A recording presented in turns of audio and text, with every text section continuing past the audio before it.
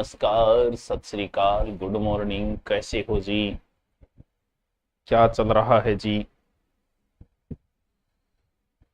हाँ जी, नमस्कार। ये कमेंट सर, दो कोचिंग वाले आपस में लड़ रहे हैं, उनके लिए दो शब्द।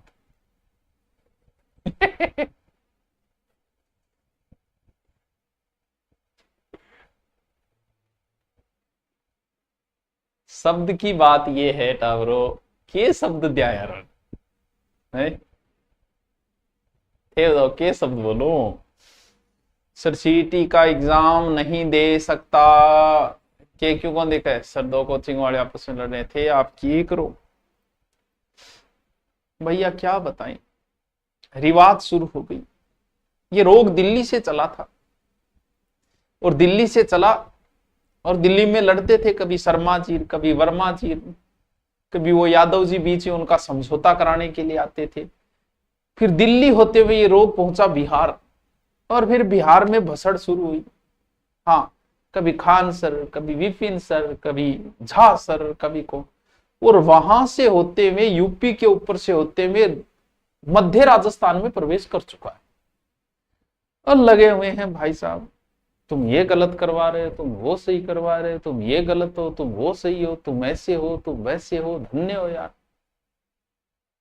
कम से कम अध्यापक हो। बच्चे क्या सीखेंगे तुमसे?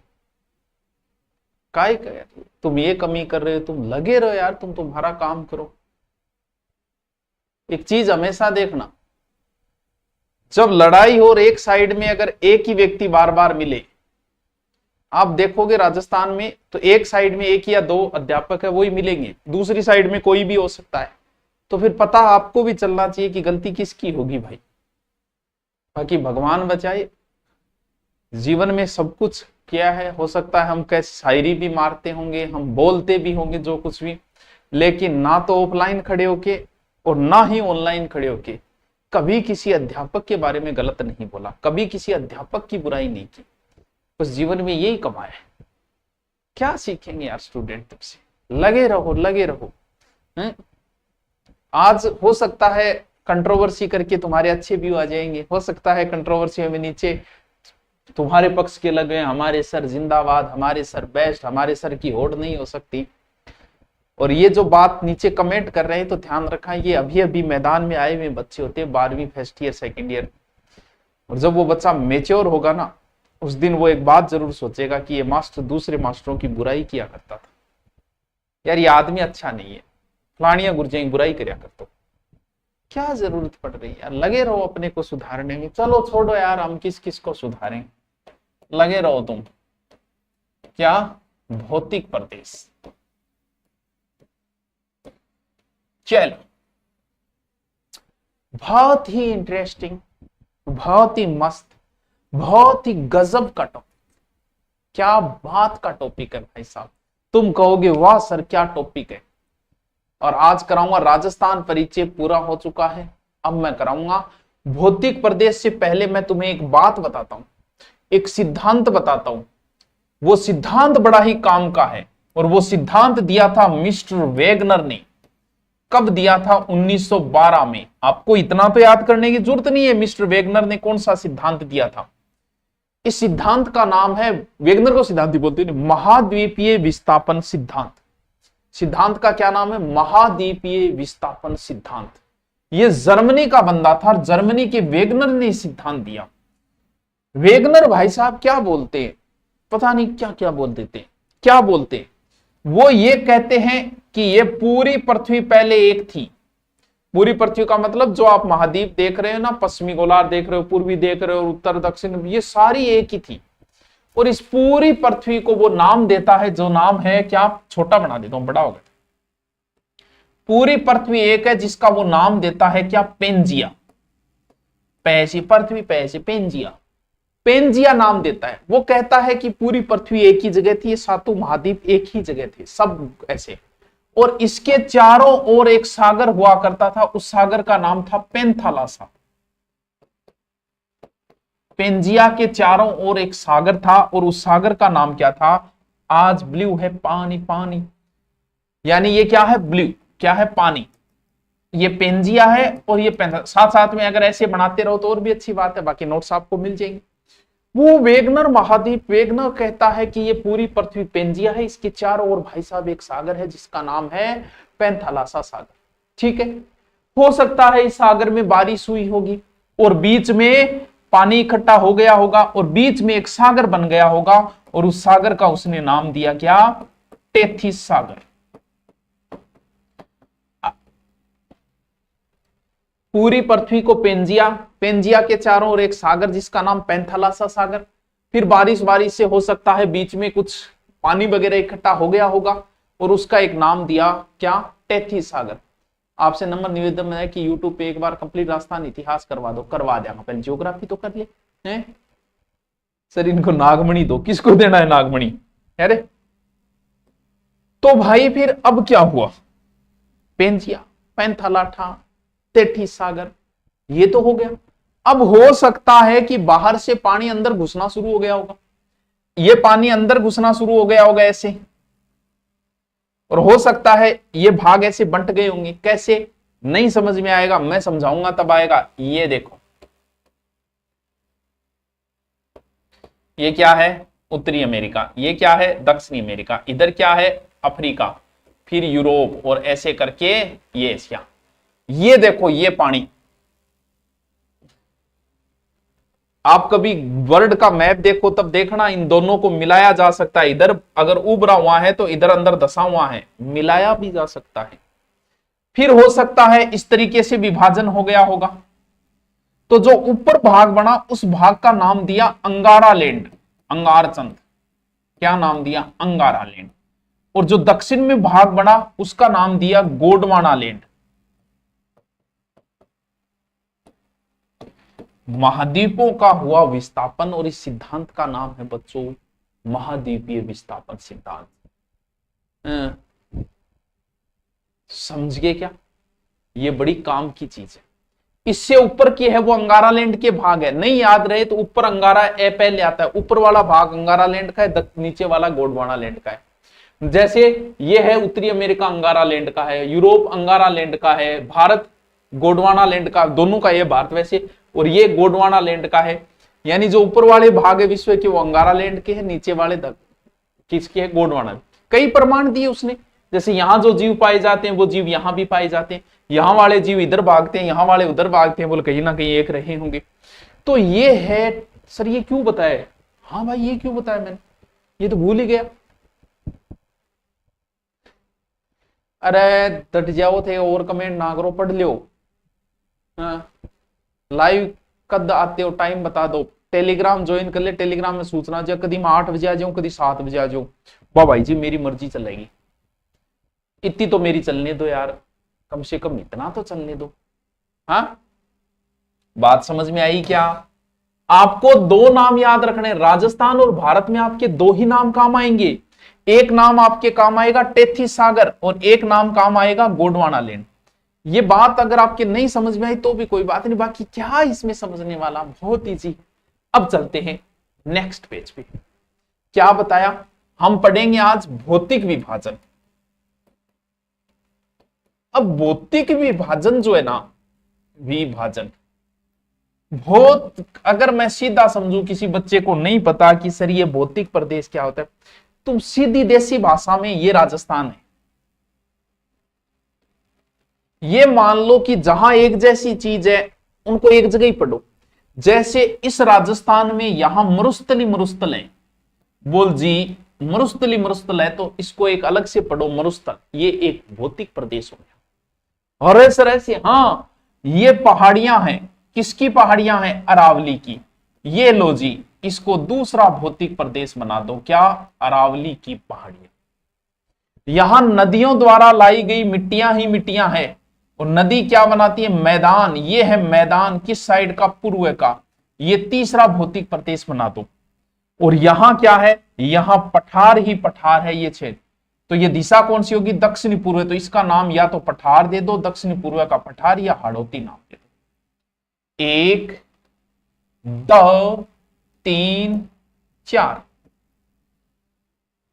अरे गुरुजी तो ही हो, यस मेरे बच्चे, इतना इजी था, समझे नहीं है, अभी कुछ नहीं सर रहा है। सर क्या ऐसे भारत को भी बांट रखा है? बिल्कुल बांट रखा है, क्यों नहीं बांट रखा है भाई।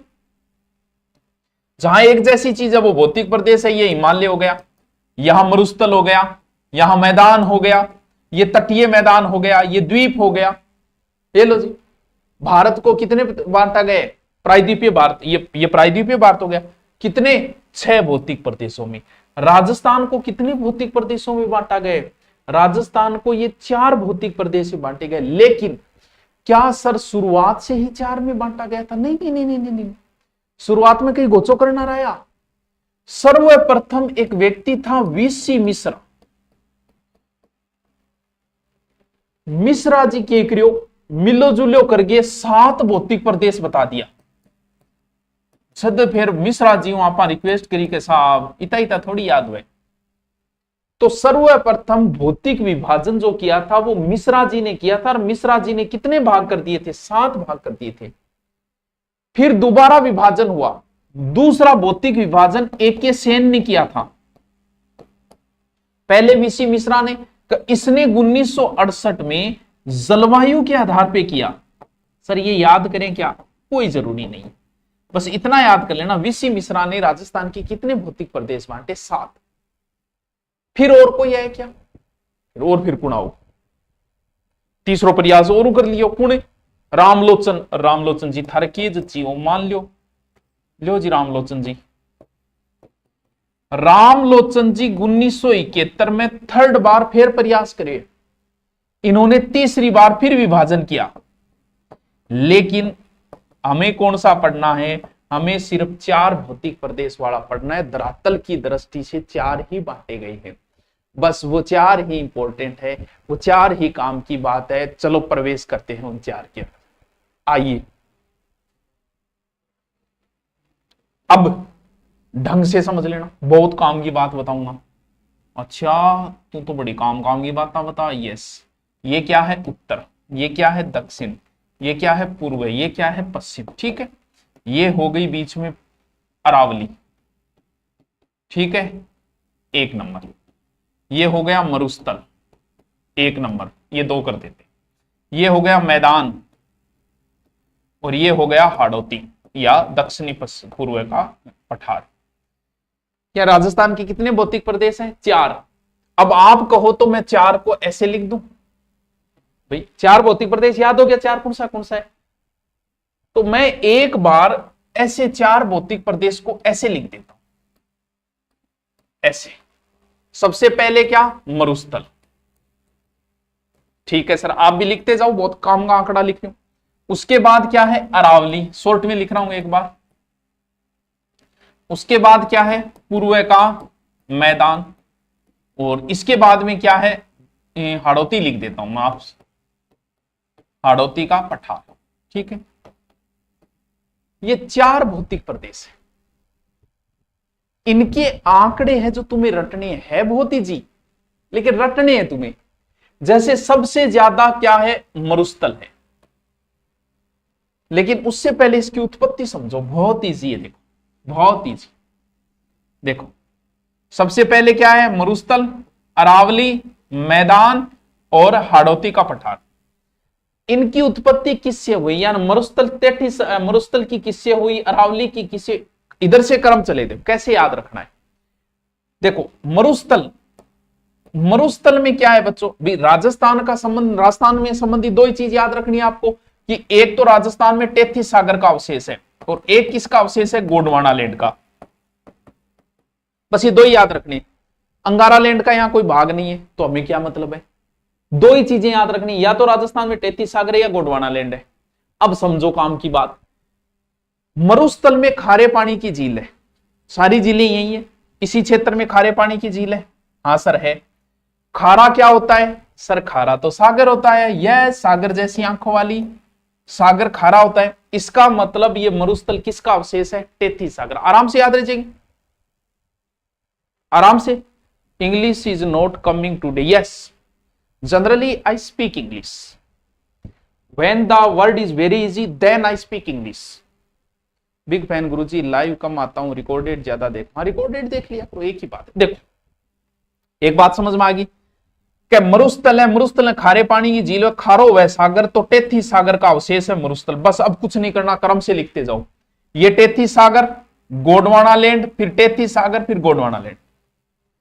33 तो आपके वैसे ध्यान में रह जाएगा क्योंकि मरुस्थल है, मरुस्थल है तो मरुस्थल खारा होता है। 33 फिर आ गई अरावली गोंडवाना, फिर आ गया मैदान, 33 गोंडवाना, 33 गोंडवाना। अरे सर अरे ये तो यही याद रखना है।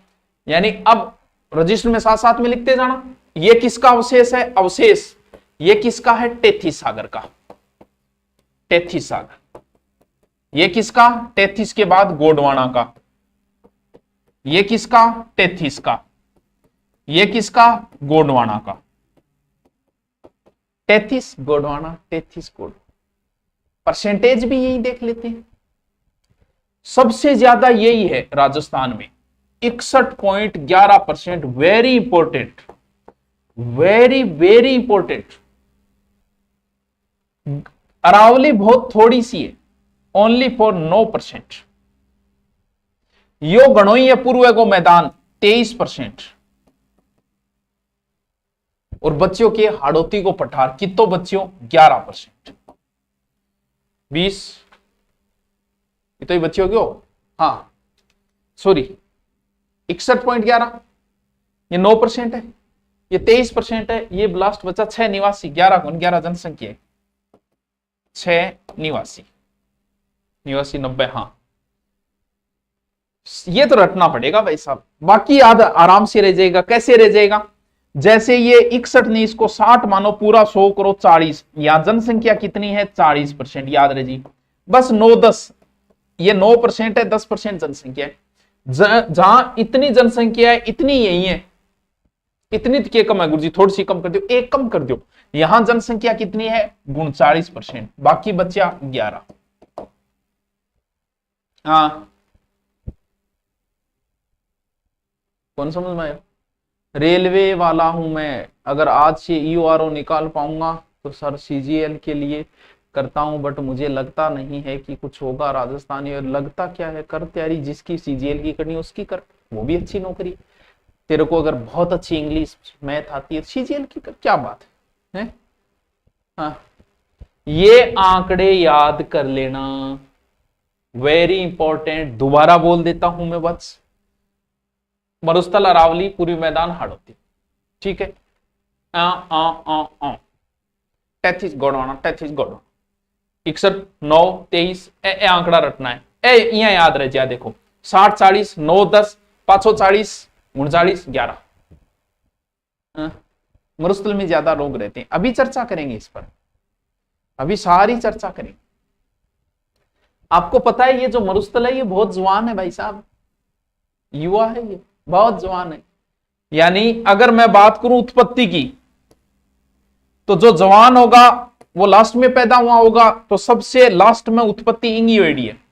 अरावली तो बहुत पुरानी है, विश्व की सबसे प्राचीन वलित पर्वतमाला है, तो सब पहले पोत इंगी उत्पत्ति हुई है।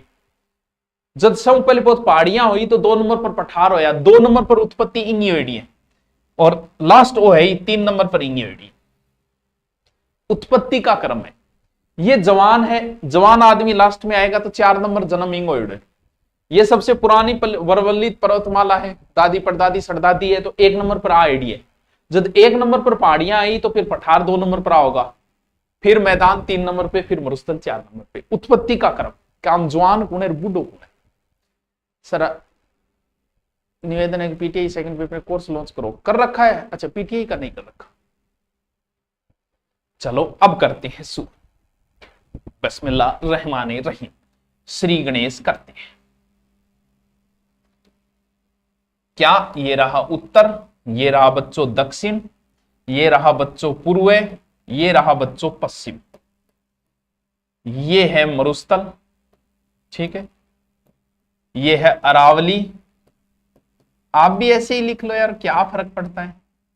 ये रहा पूर्व का मैदान, और ये रहा हाड़ौती। अब जो हम पढ़ेंगे बच्चों, एक एक उठाएंगे और पढ़ते जाएंगे। अब हम इनमें सबसे पहले इस मरुस्थल को बाहर रखूंगा तुम्हारे सामने, इसका पूरा एक्सरे कर दूंगा, हाँ पूरा का पूरा मैं आपको समझा दूंगा।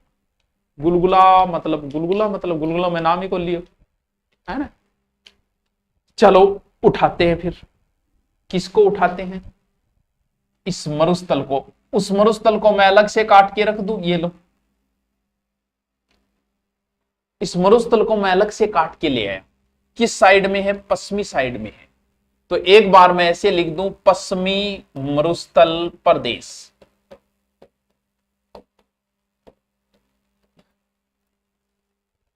इसको भारत में लोग बोलते हैं थार का मरुस्थल, थार का मरुस्थल। यानी ये जो मरुस्थल है वो सिर्फ यही नहीं है बच्चों, ये भारत है, भारत के इस हिस्से में है ये मरुस्थल। इस हिस्से का मतलब ये एक तो पाकिस्तान में है और एक भारत में है, दो जगह पे है ये मरुस्थल। इसे थार का मरुस्थल बोलते हैं। और पाकिस्तान में और भारत में दोनों जगह है। भारत में तो है वो 85% ज्यादा, और बट है मात्र 15% ही है। सर जी काम को कमेंट थे पढ़ो ही, चल तू काम को कौन सो करे, अरे तू काम को कमेंट बता। ओ जो थार को मरुस्थल है टावरो, इनकी लंबाई लगभग देखा तो लगभग पूछा तो कभी नहीं, 600 लगभग 44 किलोमीटर गाणो ही लांबो है। चौड़ाई देखा तो लांबा ठाडा 300 किलोमीटर। पूरा मरुस्थल जो है ना वो तो बहुत बड़ा है, 2 लाख समथिंग है। लेकिन इंगो राजस्थान में थार का मरुस्थल जो है वो 1,75,000 वर्ग किलोमीटर में। अगर कुल मरुस्थल को मैं देखूं तो वो 62% है। ये 62% क्या है कुल मरुस्थल का, क्योंकि ये थार का मरुस्थल 4 राज्यों में है। कौन कौन से, ऊपर से पंजाब, हरियाणा, राजस्थान, गुजरात। देखो भारत पाकिस्तान 2 स्टेट में, पाकिस्तान में लगभग 15% है, भारत में 85% है। इस 85 में से, इस 85 को अब हम 100 मान ले तो कितना परसेंट, 62%। वैसे लिखे तो 3/5 भाग। ये एक एक चीजें पूछी जा चुकी है, एक एक चीजें। बात समझ में आएगी थारे, कौन समझ में आई तो थान क्या समझाऊं। मैं थारगो मरुस्थल थार खातर काट के ले आऊंगा अलग, मैं थारगो मरुस्थल थाना अलग पढ़ाऊंगा। तो थे भी ऊपर लिखोगा पश्चिम का मरुस्थल या थार का मरुस्थल। थारगो मरुस्थल 2 देशों में फैले, एक अपने भारत में, एक अपने पाकिस्तान में। पाकिस्तान में तो इन बोले नाम भी बहुत जोर गए थे, बताओ टावरो के नाम है। और भारत में 4 स्टेटा में, ये कौन कौन से स्टेट है भारत में, पंजाब, हरियाणा, राजस्थान और गुजरात। चलो लिख दू, थार का मरुस्थल भारत में 4 स्टेट में हो गया, पंजाब, हरियाणा, राजस्थान और गुजरात। 4 स्टेट में फैला। The great Indian desert, Cholistan. Yes, नाम ही ढंगो को ला ध्यान, इसको स्थान चोलिस्तान बोलते हैं पाकिस्तान। कुल तो लगभग देखा तो 2,64,000 वर्ग किलोमीटर है, जिसमें से राजस्थान में 1,75,000 है, 62% है राजस्थान। अब और बात करनी है, मन ने एक बात बताओ टावरो, थाने एक बहुत जोर नॉर्मली ये बात पूछ ली। जैसे मैं एक बार यहां बनाऊं, ये अरावली है, अरावली के इधर पूरा मरुस्थल है। अरावली के इधर टोटल 17 जिले हैं, लेकिन सिरोही अरावली की इधर है, लेकिन सिरोही तो अरावली में है भाई, सब ऊंची चोटियां क्यों सिरोही में है, तो सिरोही इसमें नहीं आएगा। बाकी बच्चे यानी राजस्थान के लगभग कितने जिले आ जाते हैं, 16 जिले इसके अंदर आ जाते हैं। अब एक काम की बात आप पूछो कि मरुस्थल को ढाल किधर है, यानी ढलान किने। अब थे कह दो गुरुजी तो बुड्ढो के देखे आई जब मारू ढलान किने, लेकिन कोई ज्ञानी आदमी बता दे। हाँ, विज्ञापन मत चलाया करो, मानव बीच बीच में डिस्टर्ब हो है। बिल्कुल तेरी बात एकदम सही है, लेकिन विज्ञापन बेटा मैं कौन चलाऊं, यूट्यूब खुद चला, मेरा इसमें कोई रोल नहीं है, हैं? ठीक है। अब मैंने जो प्रश्न पूछा है वो बताओ कि इस मरुस्थल का ढाल किधर है, यानी ये मरुस्थल है। अब इस मरुस्थल को मैं अलग से काट लूं तो ये उत्तर हिस्सा हो गया, ये दक्षिण हिस्सा हो गया, ये पूर्व हिस्सा हो गया, ये पश्चिमी हिस्सा हो गया। इसका ढाल बताओ किधर है। सर कोर्स बेचो, बिल्कुल बेचांगा, क्यों कौन बेचा भाई। अब देखो ढलान कैसे ध्यान रखना है भाई, एक बात बताओ, ढलान का कैसे पता चलेगा। ढलान का पता ऐसे चलेगा, नदी इधर जा रही है, पानी जिधर जाएगा उधर ही तो ढलान है। आप बताओ लूणी नदी इधर हमारे चूरू में तो आती नहीं, ये गग्गर किधर जा रही है, इधर जा रही है, लूणी किधर जा रही है, इधर जा रही है, और यहां से साबरमती किधर जा रही है, इधर जा रही है। तो ढलान का मतलब तो यही हुआ, जिधर नदी जाएगी उधर ढलान है। तो ढलान कैसे हो गई, उत्तर ढलान हो गई ये ऐसे, यानी उत्तर पूर्व ऐसे दक्षिण पश्चिम। समझ में आई बात। सर आ गई, पक्का आ गई नहीं, बताओ जिधर नदियां उधर ही ढलान। तो लिखो इसका ढाल किधर है, तो किधर हो गई, इधर पूर्व हो गया ना, पूर्व से पश्चिम, पूर्व से पश्चिम। और किधर है, उत्तर से दक्षिण, वह उत्तर से दक्षिण। याद रहे जैसे, अरे कुछ नहीं रटना है। अब था ना एक बात बताऊं, ये जो मरुस्थल है टावरों, वो बहुत जवान मरुस्थल है, इन युवा मरुस्थल बोले कैसे हूं, जवान मरुस्थल टावरों वही है। जवान वेगो वो नयो भी वेगो, तो नवीन मरुस्थल भी कौन सा है, यही है, लास्ट में जामिड है। और विश्व में जितने भी मरुस्थल है, हम बहुत जोर की बात बता रहे हो, आउट नहीं होनी चाहिए। जितने भी विश्व के मरुस्थल है ना टावरों, बहुत सारे मरुस्थल में जनसंख्या ही नहीं है। चीन का एक है टकला मकान मरुस्थल, उसमें जो गया वो वापस ही नहीं आया। किसी मरुस्थल में जनसंख्या नहीं पनप पाई है। लेकिन हम भारत के वीर शिरोमणि हैं, और भारत में हम इतने वीर हैं कि एकमात्र मरुस्थल है जिसमें जनसंख्या रहती है, एकमात्र मरुस्थल है जिसमें जनसंख्या घनत्व है, कोई कमी को नहीं भाई साहब जनसंख्या का नहीं, यानी एकमात्र आबादी वाला मरुस्थल है ये एक प्रकार से।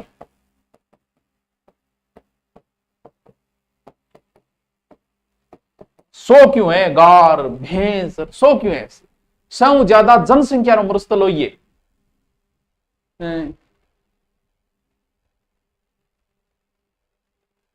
हंसी क्या है बिया। एक ग्रेट पोलियो आर्कटिक मरुस्थल है अफ्रीका में, उसका ये इधर वाला भाग है, इधर कौन सी साइड है, पूर्वी मरुस्थल अफ्रीका है, हमारे कहा है पश्चिम साइड में। तो वैसे ये लाइन लिखो तो लिख लो, ग्रेट पोलियो अफ्रीका मरुस्थल पूर्वी भाग, और वैसे ये थार का मरुस्थल है ही। इसमें कोयला वगैरह निकलते हैं, कोयला है मरुस्थल में, पेट्रोल है, ये सब किस में मिलते हैं, अवसादी चट्टानों, अवसादी चट्टानों में तो मिलेगा, तो अवसादी चट्टानों में। एक वैज्ञानिक है, सॉरी भूगोलज्ञता है, जिनका नाम है ईश्वरी प्रसाद। ईश्वरी प्रसाद बोला बहुत रूखो सूखो क्षेत्र है, तो इन्होंने इस मरुस्थल का नाम दिया था रुक्स प्रदेश। क्या याद रखना जरूरी है, यस रखो यार, थोड़ा तो डीपली जाओ। अब एक नाम में बड़ा जोर का नाम है, और उस आदमी का नाम है ह्वेनसांग। ह्वेनसांग ये कौन है, भूलो भटको ओ भी आपने आयो। सर ये कौन है, ये एक चीनी यात्री है। चीनी वाले क्या बोलते, चिंग चोंग चांग टिंग टोंग टांग, और इसकी पुस्तक का नाम भी वैसा ही है। ह्वेनसांग की पुस्तक का क्या नाम है, सी यू की, इसकी बुक है सी यू की, सी यू की भी चाहे नाम किए हुए इसे ही नाम दे। Great tongue record on the western religion, इसका अर्थ ये होता है सी यू की का। चिंग चोंग टिंग टोंग, उनके जब भी कोई बच्चे का जन्म होता है ऐसे मारते हैं घंटी के ऊपर, घंटी की जैसी आवाज हुई टिन टान, तो नाम बच्चे का रख दिया टिन टॉन। टिकटॉक, टिकटॉक चाइना में तो है, उसका कुछ तो अर्थ निकलता होगा। तो इसकी किताब का नाम क्या है, सीयू की। इस व्यक्ति को यात्रियों का राजकुमार कहते हैं। ये एग्जाम में पूछा था रीट में, यात्रियों का राजकुमार किसको कहा जाता है। ये खैबर दर्रे से होते हुए भारत में आया था, और जब भारत में आया था उस समय भारत में हर्षवर्धन के समय आया। कैसे याद रखोगे, आराम से याद रह जाएगा। ऐसे ह्वेनसांग, ऐसे हर्षवर्धन। कब सर, 629 ईस्वी में, और 15-16 साल रहा। अब देखो गुरु जी के काम आयो, ये बौद्ध धर्म से संबंधित जानकारी लेने के लिए आया था। बौद्ध धर्म में इसकी रुचि थी, तो बिहार साइड में गया था, नालंदा में भी कुछ समय के लिए पढ़ाई की, नालंदा में रहा था ये। और फिर कहते हैं कि ये हमारी साइड में आ गया। इधर कौन सी साइड, मरुस्थल साइड में। पिलोमोलो कुचिलो, यस पिलोमोलो कुचिलो, कठू याद करिए ले। इसने ह्वेनसांग ने मरुस्थल को एक नाम दिया था। इसने मरुस्थल को कहा था गुजरातरा प्रदेश, गुजरातरा प्रदेश, ये याद रखना है। ह्वेनसांग ने मरुस्थल को क्या कहा था, गुजरात। खैबर दर्रे से आया था, 15-16 साल रहा, नालंदा में पढ़ा था। हाँ, ह्वेनसांग उस समय के इतिहास जानने की बहुत अच्छा, क्योंकि इसने निष्पक्ष होकर चीजें लिखी इसने। तो ह्वेनसांग ने टाबरो, भूल ना जाइए टाबरो। आओ पढ़ते हैं आगे। क्या पढ़ रहे थे सर, मरुस्थल पढ़ रहे थे। लेकिन अब हूं थाने एक और बात, बहुत ही जोर की बात बताऊं। थे को गुरु जी इतनी जोर की बात ना बताई करो। को रहे तारंग नगर की पावन धरा से प्रणाम। ठीक है भाई, प्रणाम। शिवाजी बाबा रणधर की धरती से प्रणाम, तारंग की धरती से प्रणाम। आओ अब थन बात तो या है टावरो अरावली, और अरावली के इधर है बच्चों मरुस्थल। कुल मरुस्थल को हम अगर मैं करूं 100% पूरे राजस्थान का क्षेत्रफल, तो अरावली के इधर 58% भाग पे मरुस्थल है। कितना परसेंट भाग पे, 58% भाग पे मरुस्थल है। किधर, अरावली के इधर। लेकिन रेत को और पानी को तो जगह चाहिए जाने के लिए। जहां अरावली का बीच में गैप है, ये रेत बढ़ के आगे बढ़ गई भाई साहब, और थोड़ी बहुत इधर वाले क्षेत्र में भी मरुस्थल हो गया। तो उन सबको जोड़े तो कितना होगा। मरुस्थल का आगे बढ़ना क्या कहलाता है, आगे बढ़ने को बोलते हैं मार्च। कैसे सर, फौज मार्च कर रही है, इसका मतलब नहीं कि मार्च जनवरी फरवरी मार्च। मार्च का अर्थ ही आगे बढ़ना है। मार्च को मतलब चैत लाग गयो, चैत मिनक चेत जमानो चेतन रो आयो। अब चेत मार्च, मार्च का मतलब होता है आगे बढ़ना। किसका आगे बढ़ना, रेगिस्तान का मार्च, रेगिस्तान का मार्च। यानी जब मरुस्थल धीरे भी, यहां जो रेत है वो उड़ के वहां चली गई, वहां मरुस्थल कर दिया, वहां से उड़ के आगे चली गई, वहां मरुस्थल कर दिया। तो मरुस्थल का आगे बढ़ना क्या कहलाता है, मरुस्थल का मार्च, यानी उपनाम मरुस्थलीकरण। हाँ सर समझ गया बात ने। अरावली के इधर कितने परसेंट भाग पे मरुस्थल है, 58, यानी अरावली पश्चिम में कितना है, पश्चिम में 58% मरुस्थल है। लेकिन राजस्थान में कुल मरुस्थल जो थोड़ी देर पहले लिखाया था 61.11% है। यानी मरुस्थल का मतलब यह हो गया कि जो अपने जैसा है वैसे तैयार कर। मान लो कि आप कोई नशा करते हो, दैट सपोज आप शराब पीते हो, और थारा 4-5 भाई लाए थे बन और प्यान लाग रहे हो, तो थे भी शराब को विस्तार कर रहे हो। यही काम मरुस्थल कर रहा है। तो वो जो को बंदो है भी नाम किए नाचना, यहां से रेत आगे बढ़ी, ये तैयार कर रहा है सबको। कहां पड़ता है सर, जैसलमेर। नाचना ऊंट भी है। यानी मरुस्थल के प्रसार, मरुस्थलीकरण के लिए कौन सा गांव जाना जाता है, नाचना। किसके लिए जाना जाता है, ये मरुस्थलीकरण के लिए। अब क्या वो 7 जना दारू पियान लाग रहे, तो होयो कि एक जनो पूरो बेवड़ो बन गयो, एकदम साफ पट्टा ही उतर गयो, दिन के दारू में मुंह धोए। यानी मरुस्थल का प्रसार कौन कर रहा था, नाचना। लेकिन एक जगह इतो प्रसार होयो कि एकदम मरुस्थल साफ, कुछ नहीं उग रहा है, एकदम साफ। साफ को मतलब सम, कुछ नहीं उगता है वहां, सम जैसलमेर। पूर्णतः वनस्पति रहित गांव, टी बाय सिर्फ डेजर्ट सफारी चाला है और कुछ नहीं है। नाचना तो जानी जाए, नाच नाच के आगे बढ़ गयो। नाचना किसके लिए जाना जाता है? मरुस्थली का। और एकदम साफ हो गयो, सह से साफ, सह से सम। सम ऐसी जगह है जो वनस्पति रहित है, जहां कुछ भी नहीं उगता है बाहर। एकदम साफ गांव कौन सा है? वो गांव है सम। थारे समझ में आयो के नहीं? थारे समझ में आ गयो तो ठीक है, नहीं आए तो मैं दोबारा बताऊं। यस, बहुत इजी है, बहुत इजी। मैं जितनो कराऊं इतनो पढ़ता चाहिए। फिर आप चित्तौड़ जीत गया। अब देखो नए पेज में फिर आते हैं। फिर मैं राजस्थान का चित्र बनाऊंगा बार बार। ये हो गया मरुस्थल। अब आपने पढ़ने में आसानी हो जाए तो आप मरुस्थल का 2 टुकड़ा कर लिया। अरे सर हाँ कर लो, अपने बाप का ही राज है। इस मरुस्थल के 2 टुकड़े कर लेते हैं। अरावली के इधर कुल मरुस्थल है, इसकी मैंने एक लाइन खींच के 2 टुकड़े कर लिए। यहां वर्षा ज्यादा होती है कि यहां वर्षा ज्यादा होगी, यहां ज्यादा होगी, यहां इससे ज्यादा, इधर कम कम कम, यहां कम। जहां वर्षा कम होती है उस क्षेत्र को बोलते हैं शुष्क। तो मैं इसका नाम दे देता हूं शुष्क मरुस्थल। और जहां थोड़ी बहुत होती है उसका नाम मैं दे देता हूं अर्ध शुष्क मरुस्थल।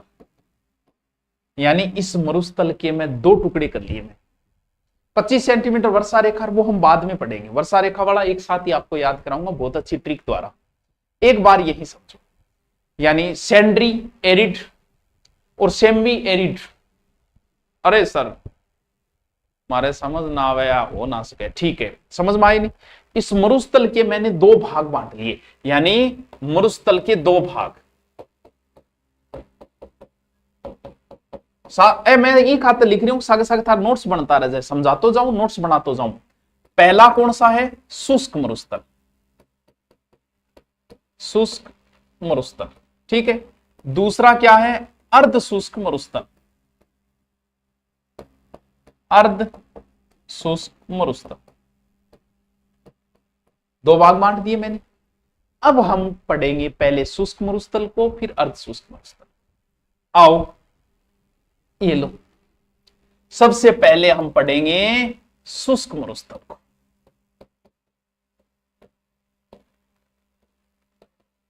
एलएच, इसमें क्या है? ये राजस्थान, ठीक है। ये हो गया कौन सा? शुष्क मरुस्थल। अब देखो यहां क्या क्या। सबसे पहले हम जिले देखें तो कोई रटने की जरूरत नहीं। इधर जो भी जिले, जैसे बीकानेर हो गया, लोधी हो गया, जैसलमेर हो गया, जोधपुर हो गया, थोड़ा बालोतरा का क्षेत्र आ गया, थोड़ा सा चूरू भी ले लो, इनको रटने की जरूरत नहीं है। इधर वाले जिले मैन मरुस्थल यही है, एकदम मरुस्थल। अट्ठे तो थोड़ा बहुत की है, एकदम मैन मरुस्थल यही है।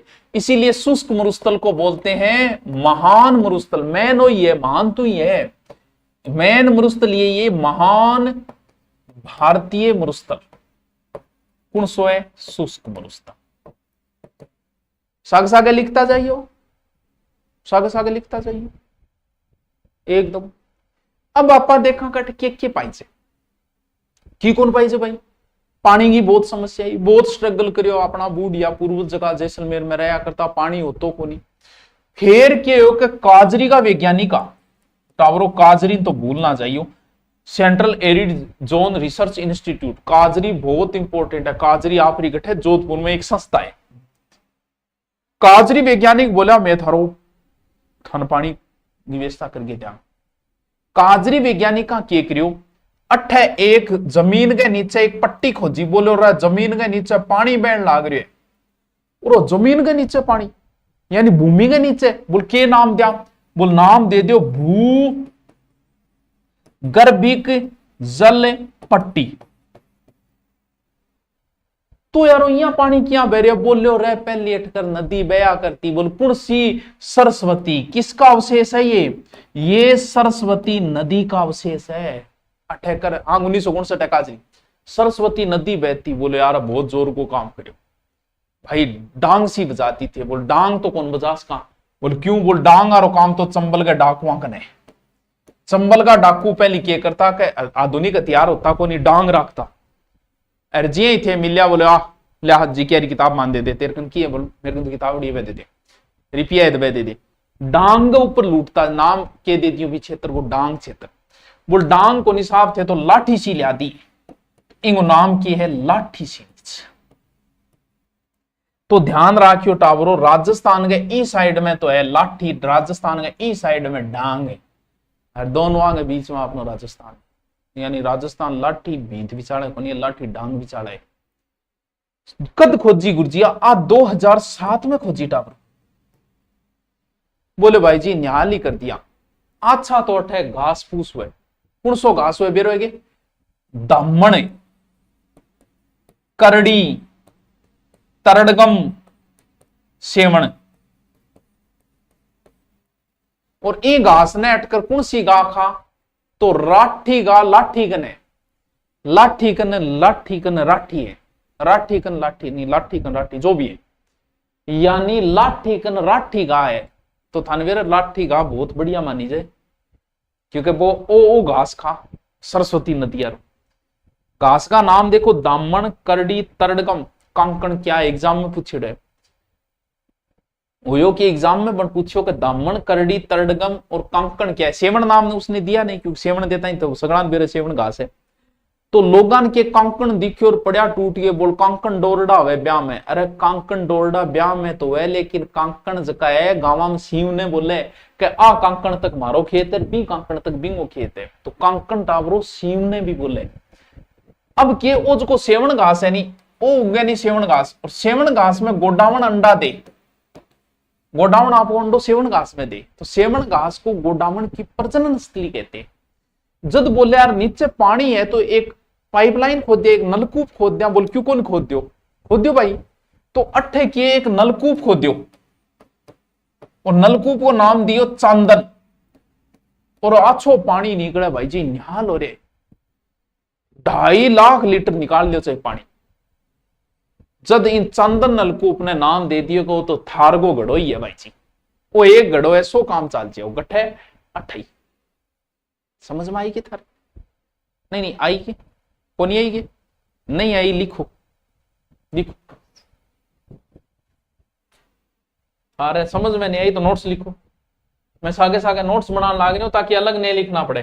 के शुष्क मरुस्थल है, और शुष्क मरुस्थल में पहलो नोट्स डालो लाठी सीरीज, हूं समझा दिए थाने लाठी सीरीज, भूगर्भिक जल पट्टी, सागे सागे लिखता जाओ। यहां काम कौन सा लो, नोट्स डंगा बना लियो।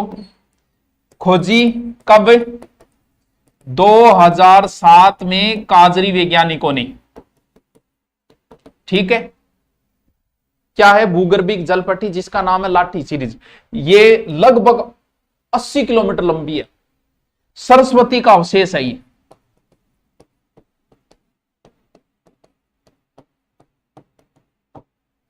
अच्छा, और के यहां घास उगते हैं कौन, दामन, करड़ी, तरड़गम, सेवण। सेवण घास को क्या बोलते हैं, गोडाउन की प्रजनन स्थली, याद रखियो। इसी के नजदीक एक नलकूप खोजा गया, वो भी लिख लियो, कौन सो, चांदन या चौहान नलकूप, चौहान नलकूप। इसको बोलते हैं थार का गड़ा।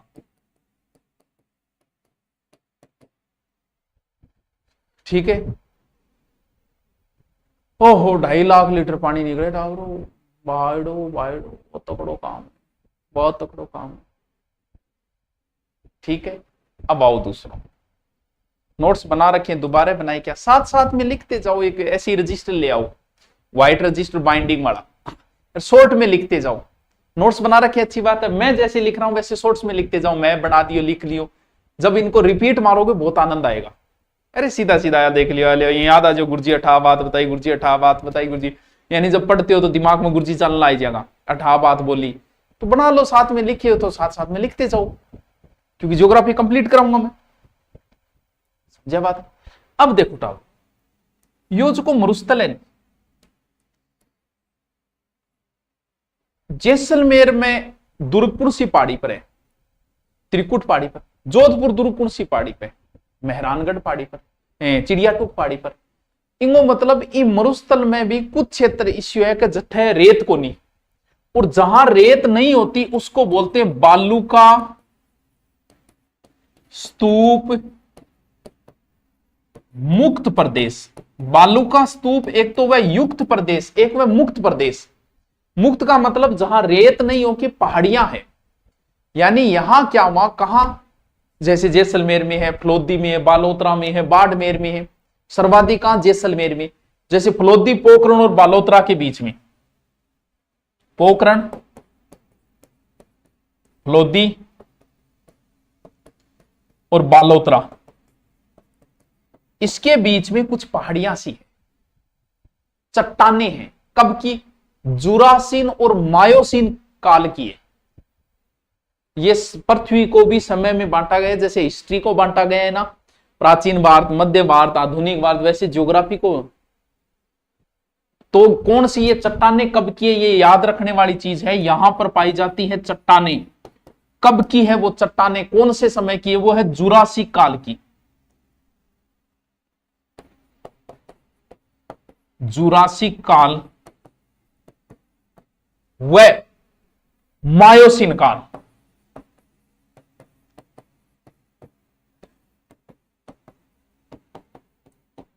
यह प्रश्न पूछा जा चुका है। जुरासिन युग की चट्टानें कहां पाई जाती है, जैसलमेर, सर्वाधिक कहां, तो ऐसे करो, जुरासिन काल की चट्टानें ब्रैकेट में जैसलमेर लिख लेना, काम की बात है। यहीं पर तो अक्कलवुड फॉसिल्स पार्क बनाया था फिर, क्योंकि जुरासिन युग की चट्टानें पाई जा रही। एक नाम है बाप फोल्डर, यानी बाप को बनाएडो अलग से फोल्डर है, वो खोलना होने वहां जवानी को फोल्डर है, कट्ठे है बापो फलोदी में। बाप कहां है, फलोदी में। तो बाप फोल्डर कहां है, फलोदी में। यहां कार्बोनिस काल की कुछ चट्टानें पाई गई है, हिमानी गोलास, उन्हें बाप फोल्डर नाम दे दिया। लिख लो, थोड़ा सा रटने वाली चीज है।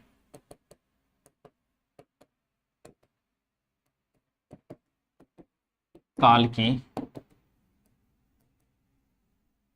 हिमानी गोलास, लिखता जाइयो, साग साग गलती ना कर दियो, यानी मोरेन चट्टान।